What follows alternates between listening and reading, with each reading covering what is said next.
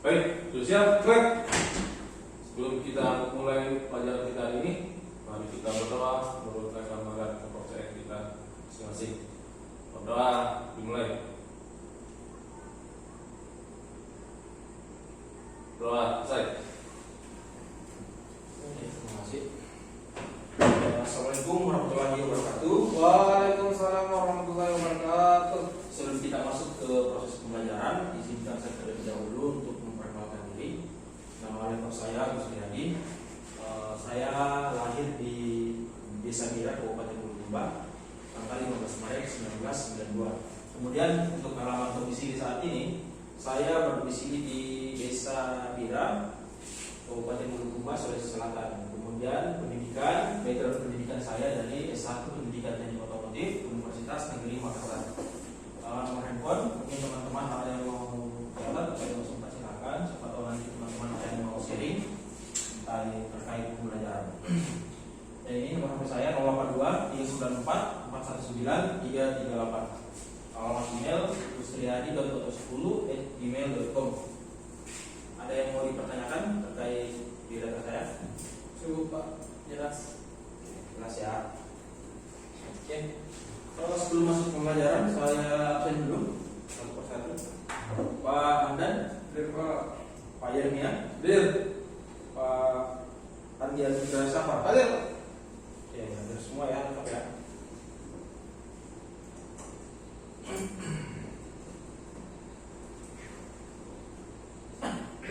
Oke. Sebelum kita masuki proses pembelajaran, saya terlebih dahulu akan memaparkan aturan di dalam kelas kita. Kemudian saya akan memaparkan terkait safety in action. Nah, untuk peraturan di kelas kita ini, yang pertama saya minta sama teman-teman sekiranya bisa HP-nya atau smartphone-nya di silent dulu demi kelancaran dan kenyamanan proses pembelajaran. Kemudian yang kedua, selama proses pembelajaran saya harap teman-teman tidak ada yang ngantuk apalagi tertidur ya. Dan yang ketiga, dilarang makan dan minum apalagi saat puasa seperti sekarang ini. Nah, ketika proses pembelajaran sebentar sedang berjalan, kemudian ada teman-teman yang ingin ke toilet, silakan toiletnya di sebelah sana. Nah, baik, setelah itu safety action. Nah, setelah pembelajaran teori ini nanti kita akan memasuki pembelajaran praktek. Nah, pada saat praktek nanti saya harap teman-teman tetap menggunakan alat pelindung diri atau APD untuk keselamatan teman-teman. Kemudian untuk jalur evakuasi, kita memiliki jalur evakuasi sebelah sana. Apabila ada bencana atau sesuatu hal yang tidak diinginkan, teman-teman bisa lewat sini ya. Oke, seperti itu.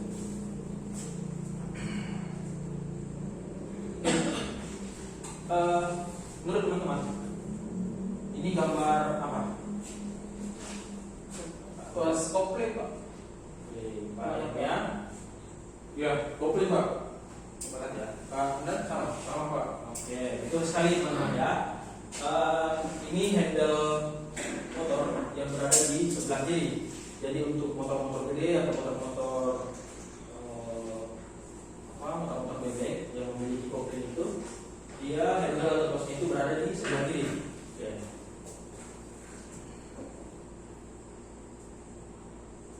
Nah, jadi untuk proses pembelajaran hari ini kita akan mempelajari mengenai sistem kopling sepeda motor. Unit kompetensi adalah melakukan perawatan sistem kopling.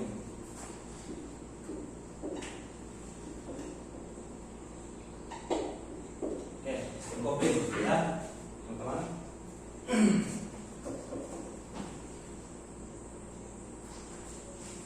Nah, sebelum itu saya coba menjelaskan roadmap atau arah dari pembelajaran kita hari ini. Yang pertama, nama pelatihan adalah servis sepeda motor injeksi. Kemudian yang kedua, unit kompetensi melakukan perawatan sistem kopling. Kemudian yang ketiga, untuk elemen kompetensi adalah menyiapkan perawatan sistem kopling. Yang keempat, kriteria unitnya, fungsi, jenis, spesifikasi dan cara kerja komponen pada sistem kopling. Seperti itu.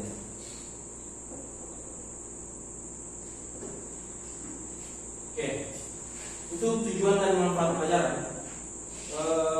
Setelah mengikuti pembelajaran ini, peserta diharapkan dapat menjelaskan fungsi sistem kopling. Peserta juga diharapkan dapat menjelaskan jenis-jenis sistem kopling dan dapat menjelaskan komponen-komponen sistem kopling. Kemudian untuk manfaatnya melakukan perawatan sistem kopling sesuai dengan SOP. Seperti itu. Ada yang ngantuk teman-teman? Tidak Pak. Lanjut Pak ya. Puasa hari ini? Alhamdulillah. Pak Irmia puasa? Puasa Pak. Ya, alhamdulillah. Ya, sistem kopling ya. Kita akan belajar sistem kopling. Ada yang tahu teman-teman fungsi sistem kopling itu apa? Oke Pak. Ya, silakan Pak Irmia. Sebagai penyambung dan pemutus tenaga dari mesin ke transmisi. Oke, Pak. Penghubung antara mesin dan transmisi Pak. Hubungan antara mesin dan transmisi. Iya Pak. Dan Sama Pak. oke, benar sekali. Benar sekali teman-teman ya. Jadi fungsi kopling secara umum adalah untuk menghubungkan dan memutuskan putaran dari mesin ke transmisi. Oke. Jadi ilustrasi secara umum seperti ini ilustrasinya. Mesin, transmisi, roda. Nah, ini merupakan rangkaian sistem pembinaan tenaga pada unit sepeda motor. Jadi putaran dari mesin ini diteruskan sampai menuju ke roda. Nah, melalui transmisi. Nah, kopling itu berada di sini. Kopling. Nah, dia di sini bertugas untuk memutuskan ataupun menghubungkan putaran mesin ke transmisi. Seperti itu ya teman-teman ya. Istilah kopling. Oke. Nah, kita kembali di sini kita bisa lihat ya. Kopling dipasang di antara mesin dan transmisi. Kopling mempunyai beragam fungsi. Nah, ini fungsinya. Secara umum seperti yang teman-teman jelaskan tadi, yaitu menghubungkan dan memutuskan. Yang pertama di sini menghubungkan mesin dengan transmisi sehingga putaran mesin dapat diteruskan ke transmisi. Kemudian yang kedua, melepaskan hubungan mesin dengan transmisi apabila akan mengganti gigi transmisi. Yang ketiga, menghubungkan kembali mesin dengan transmisi secara perlahan sehingga sepeda motor dapat berjalan dengan perlahan. Seperti itu. Itu dari fungsi sistem kopling ya. Oke. Jenis sistem kopling. Nah, saat ini kan kita mempelajari sistem kopling pada sepeda motor. Nah, menurut teman-teman sekalian, pada sistem sepeda motor atau pada sepeda motor itu sendiri, ada beberapa jenis kopling yang teman-teman ketahui. Silakan. Untuk jenis kopling yang saya ketahui itu Pak ada dua Pak. Yaitu Ya. pertama manual dan kedua otomatis. Oke. Pak Irmia, Sama Pak. dua ya. Iya. Otomatis dan manual. Bisa dulu. Pak Hamdan? Dua Pak. Manual dan otomatis. Oke, manual, otomatis ya. Oke, terima kasih jawabannya teman-teman, sudah benar. Saya akan menambahkan sedikit. Jadi pada sepeda motor itu jenis sistem kopling yang kita kenal ada tiga, ya, ada tiga. Yang pertama adalah sistem kopling manual, kemudian yang kedua adalah sistem kopling otomatis atau sentrifugal. Oke, otomatis atau sentrifugal. Kemudian yang ketiga sistem kopling ganda. Nah, yang mana dikatakan sistem kopling manual, yang mana otomatis, mana kopling ganda? Saya jelaskan ya. Untuk manual, sistem kopling manual itu biasanya digunakan pada sepeda motor gede seperti saya sebutkan saja lainnya ya, R25, R15, nah itu menggunakan sistem kopling manual. Kemudian yang kedua, sistem kopling otomatis atau sentrifugal ini biasanya digunakan pada motor matic ya teman-teman ya. Yang ketiga adalah sistem kopling ganda. Nah, ini yang paling banyak digunakan pada motor bebek. Seperti itu. Untuk penjelasannya ini. Nah, ini sistem kopling manual ya teman-teman. Komponen sistem kopling manual. Nah, kopling manual adalah mekanisme pengutusan pada tenaga mesin dengan dengan menggunakan beberapa plat kopling yang dioperasikan secara manual melalui sebuah tuas atau handle seperti gambar yang teman-teman pertama tadi lihat ya. Nah, kemudian di sini kedua, sistem kopling otomatis seperti yang Pak Eri dan Pak Nuga tadi katakan, sistem kopling sentrifugal atau sistem kopling otomatis. Nah, sistem kopling sentrifugal di sini tidak menggunakan gesekan antara dua plat kopling, namun menggunakan gesekan antara kampas kopling dan rumah kopling seperti itu.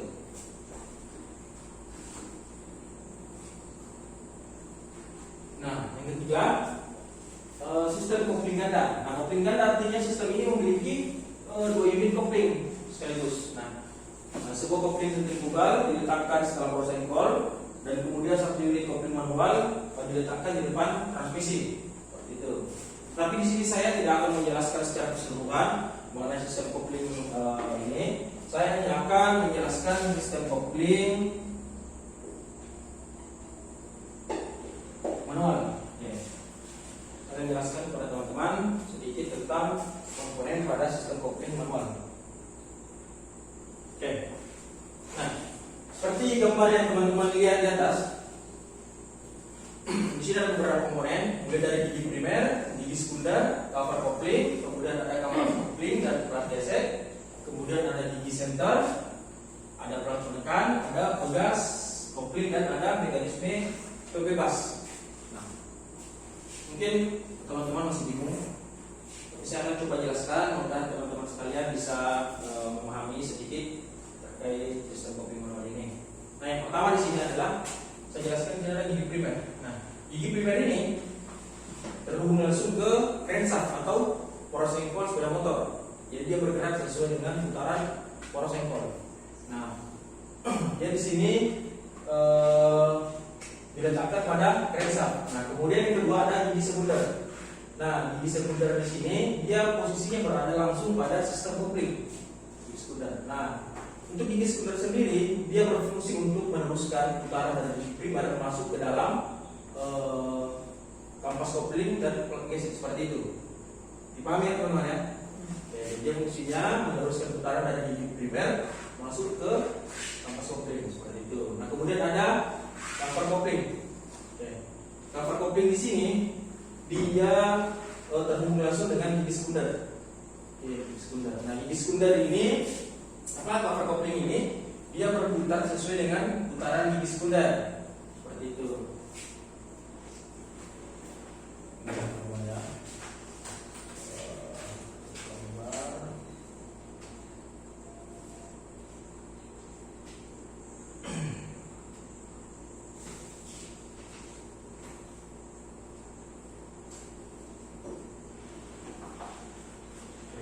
Sampai mana tadi teman-teman? Cover kopling. Nah, setelah cover kopling, di sini ada kampas kopling dan plat gesek. Nah, kampas kopling dan plat gesek ini sebenarnya fungsinya hampir sama, yaitu untuk memutuskan atau menghubungkan putaran mesin ke transmisi seperti itu ya. Nah, kemudian di sini ada gigi center. Nah, gigi center ini di sini dia berfungsi sebagai adaptor atau perantara, ya, perantara dari putaran plat gesek masuk ke dalam poros transmisi seperti itu. Nah, dia juga berfungsi sebagai landasan gerak kampas kopling dan kampas kopling, apakah dia pada saat posisi merenggang atau pada saat posisi menjepit seperti itu. Jadi dia fungsinya ada dua, sebagai penghubung putaran dari plat gesek masuk ke dalam poros transmisi. Kemudian yang kedua dia fungsinya sebagai landasan gerak untuk kampas kopling agar dia bebas bergerak pada saat merenggang ataupun menjepit seperti itu. Dan kemudian ada plat penekan. Nah, plat penekan di sini dia berfungsi untuk mengatur kampas kopling dan plat gesek. Ya, jadi pada saat plat penekan ini dia masuk atau ke dalam, kampas kopling dan plat gesek ini saling menjepit. Nah, apabila dia ditarik keluar, maka plat gesek dan kampas kopling ini akan merenggang seperti itu. Nah, kemudian di sini ada pegas kopling. Di sini kita lihat pegas kopling. Ya. Pegas kopling ini dia berfungsi untuk menjaga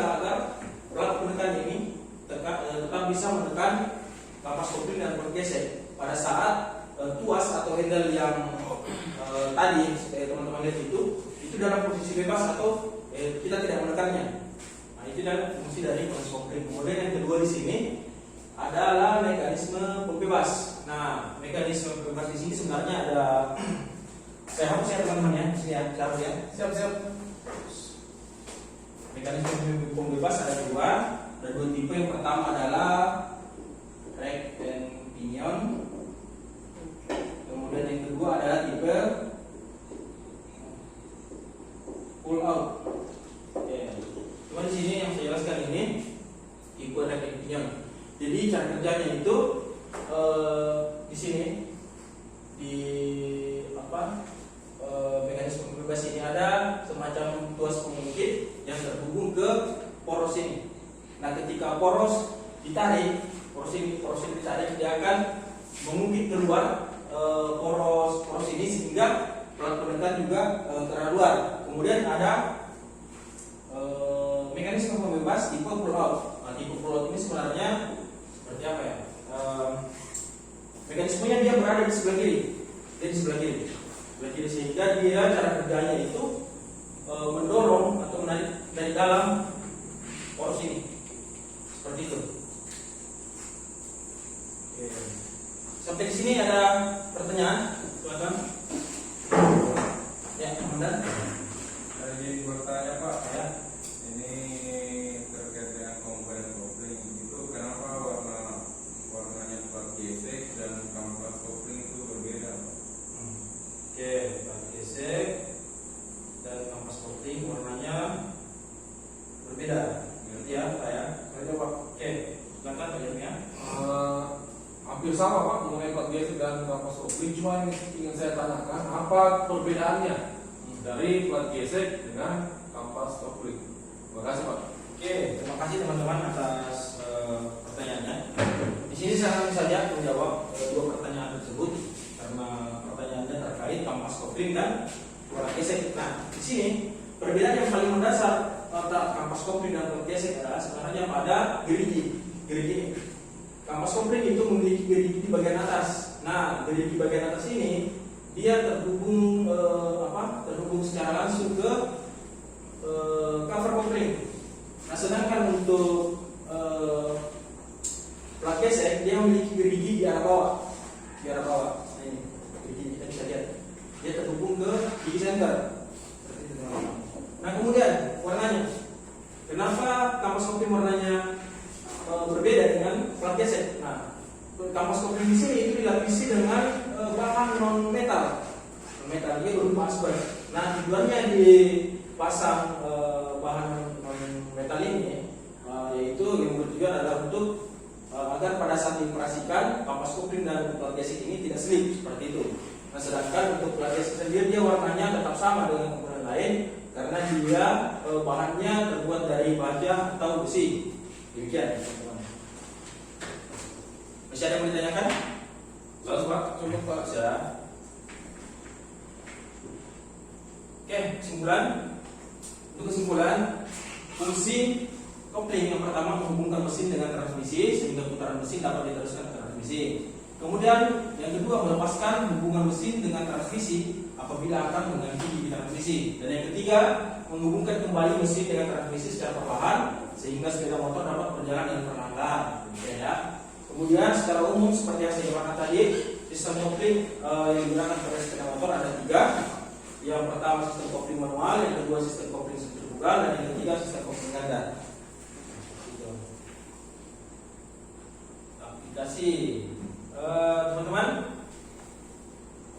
apa fungsi kopling pada sepeda motor? memutuskan dan menghubungkan tenaga dari mesin ke transmisi. Nah, kemudian yang kedua, sebutkan jenis-jenis kopling sepeda motor. Saya Ya, silakan. Pak. pertama kopling ganda, yang Ya. kedua kopling manual, yang ketiga kopling sentrifugal. Oke, bagus sekali teman-teman ya. Terima kasih banyak atas jawabannya, sempurna. Nah, selanjutnya saya akan memberi evaluasi. Ini saya akan kasih evaluasi selama 2 menit. Jika ada soal, teman-teman jawab ya. Siap.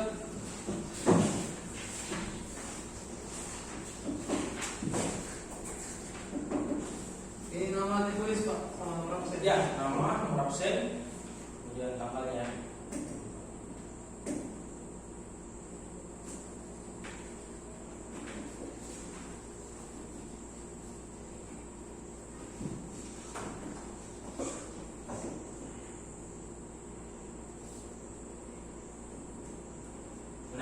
Sudah Pak? Ya. Sudah? Sudah. Oke, makasih teman-teman ya. Karena teman-teman di sini cerdas, 22 menit sudah selesai semua. Ya, kasih. Oke. Selanjutnya, nah, saya akan memberi tugas pada teman-teman. Mohon ya, buatlah rangkuman dari berbagai sumber mengenai sistem kopling. Jadi apapun itu yang mengenai sistem kopling bisa kita cari di internet atau dimanapun. Jadi tugasnya ini dibuat dalam bentuk soft copy dan dikumpulkan pada pertemuan berikutnya. Seperti itu. Dipahami ya teman-teman? Paham.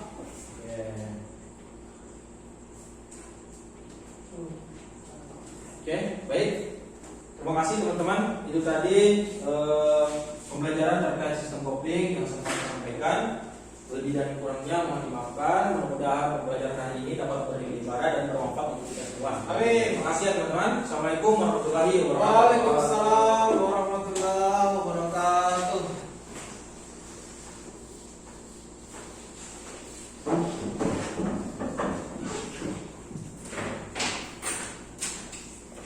Betul.